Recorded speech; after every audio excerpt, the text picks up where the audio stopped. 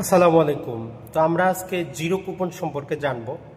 তো দেখেন, আপনার যদি একটা বিও অ্যাকাউন্ট থাকে, এটার মাধ্যমে শুধু যে আপনি শেয়ার বাজারে বিনিয়োগ করতে পারবেন বিষয়টা কিন্তু এমন না। আপনি যদি শেয়ার বাজারে বিনিয়োগ নাও করেন, আপনার যদি একটা বিও অ্যাকাউন্ট থাকে, ওটা দিয়ে সরকারি ট্রেজারিগুলোতে আপনি বিনিয়োগ করতে পারেন। প্রায় 11% মতো 20 বছর, 15 বছর, 10 বছর মেয়াদি সরকারি ট্রেজারি বন্ডগুলো বিক্রি হচ্ছে। এটা ছাড়া স্বল্প মেয়াদি বিল বিক্রি হয়।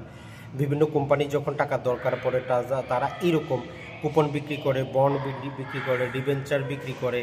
তো এইগুলোর সুবিধা আপনি বিও অ্যাকাউন্ট যদি আপনার বিও অ্যাকাউন্ট যদি থাকে তখনই আপনি পাবেন, না হলে কিন্তু পাবেন না। তো এইখানে ব্র্যাক ব্যাংকের যদি আপনার ব্র্যাক সিকিউরিটিস অ্যাকাউন্ট থাকে, তাদের এখানে একটা আপনি যেমন এরকম মোটামুটি জিরো কুপন দিচ্ছে।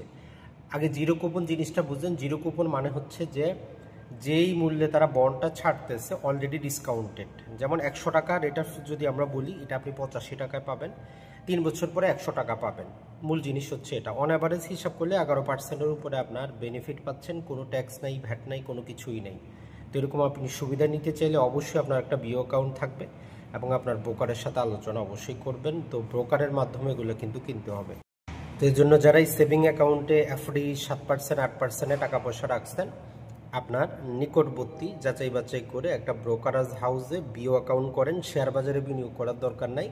সরকারি ট্রেজারি, বিল, বন্ড, কুপন, ডিবেঞ্চার এগুলোতে বিনিয়োগ করেন। অন এভারেজে 10%-এর উপরে কিন্তু আপনার, যদি আমরা বলি, মুনাফাটা থাকবে। আর শেয়ার বাজার মানেই কিন্তু জুয়া খেলা না। তো যাই হোক, সেটা আমরা একটা নতুন ধারাবাহিক সিরিজ নিয়ে আসবো আবার শেয়ার বাজারে।